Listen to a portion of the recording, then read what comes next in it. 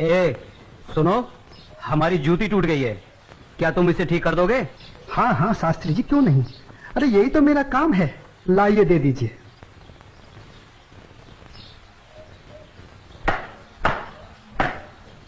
लीजिए शास्त्री जी, आपकी जूती ठीक हो गई। कितने पैसे हुए? जो मन करे दे दीजिए। ये लो।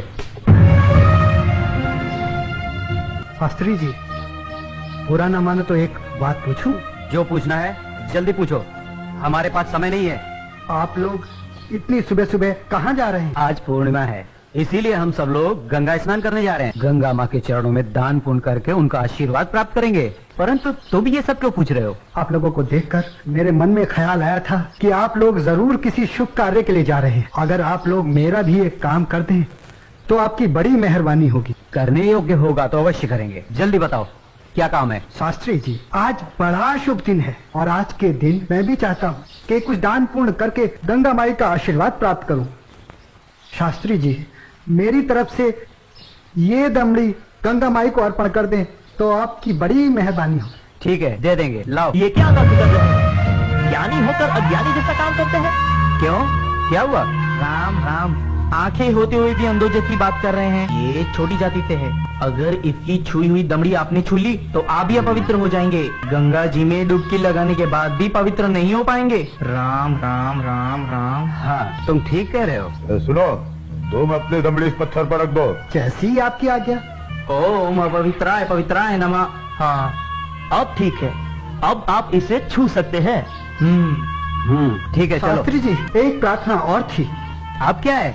शास्त्री जी, अगर गंगा माई स्वयं हाथ बढ़ाकर मेरी ये भेंट स्वीकार करें तभी दीजिएगा, अन्यथा मत दीजिएगा। अगर स्वीकार करें तो बोल दीजिएगा ये तेरे भक्त रविदास ने भेजी। ठीक है भाई, हम ऐसा ही कर देंगे। चलो चलो चलो।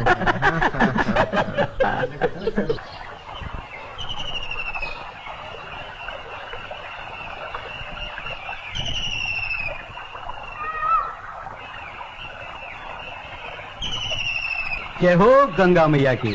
हे माँ, तू अपनी कृपा सदा हम पे बनाए रखना माँ। यदि हमसे कोई पाप हो जाए तो अपने इस पावन जल से उसे धो डालना माँ। हे माँ, तू अपनी शरण में हमें सदा रखना माँ। जय हो गंगा मैया। अरे मित्र, आप कुछ भूल रहे हैं। क्या? अरे वही शूद्र जिसे आपने अपनी जूती ठीक करवाई थी, उसकी दी हुई दमड़ी। अरे उसने कहा था कि स्वयं गंगा माता हाथों से स्वीकार करे तो देना, अन्यथा नहीं। पागल कहीं का। अरे भाई, याद आया। यही दमड़ी ना? हाँ।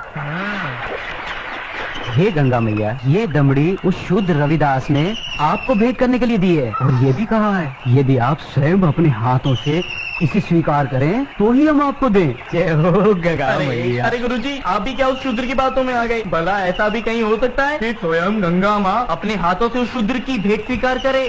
अरे जब हम लोग शूद्र की दी हुई चीज नहीं लेते तो ये गंगा मैया कैसे लेंगी? मैं एक काम करता हूँ, ये दमड़ी मैं अपने पास रख लेता हूँ। मेरा आने और जाने का खर्चा निकल जाएगा। आज दान और पुण्य में बहुत खर्चा हो गया है। ठीक है भाई, इस दमड़ी को तुम ही रख लो। अब चले? चलो भाइयों। ठहरो, इधर लाओ। मेरे भक्त रविदास की दी हुई भेंट मुझे दे दो। मैं अपने भक्त की भेंट स्वीकार करती हूँ। मैं अपने भक्त की भक्ति से बहुत प्रसन्न हूँ। लाओ, वो दमड़ी मुझे दे दो।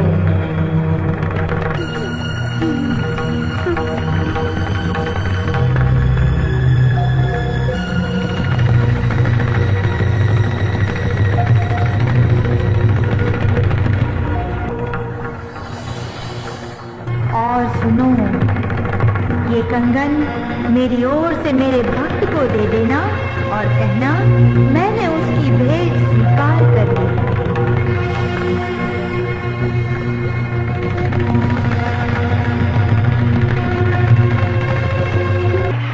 चलो भाई, चलो यहाँ से जल्दी चलो। ये मुझे लगता है ये जरूर उस शूद्र का फैलाया हुआ कोई माया जाल है। चलो। गुरुजी, हमारी आंखों ने जो देखा और हमारी कानों ने जो सुना, क्या वो सच था? वो तो एकदम सच था, किंतु ये बिल्कुल सच नहीं था कि गंगा माँ ने स्वयं अपने हाथों से उस शुद्ध रविदास की भेंट स्वीकार की। और मुझे तो लगता है ये शूद्र रविदास कोई बहुत बड़ा मायावी है। हाँ, मुझे भी यही लगता है।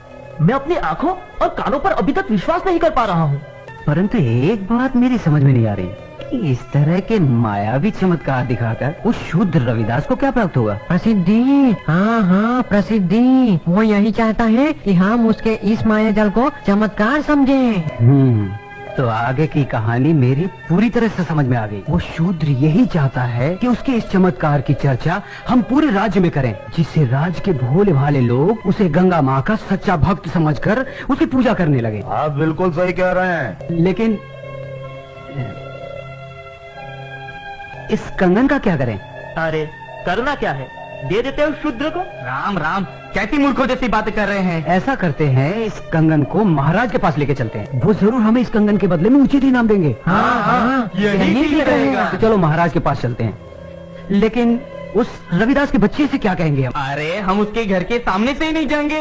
हाँ बिल्कुल ठीक है। और वो इतना अंतर्यामी तो है नहीं। अरे उसे तो पता भी नहीं चलेगा कि गंगा माँ ने उससे देने के लिए कोई कंगन दिया भी है या नहीं। और देखो, ये कंगन गंगा माँ ने स्वयं अपने हाथों से हमें दिया है, इसलिए इस कंगन पर सिर्फ और सिर्फ हमारा अधिकार है। तो चलिए, ये तय हुआ कि कल हम सब महाराज के पास चलते हैं। और कल हम सब लोग डी बाबा वाले पेड़ के नीचे मिलते हैं। जय हो डी बाबा की। नहीं विश्वनाथ।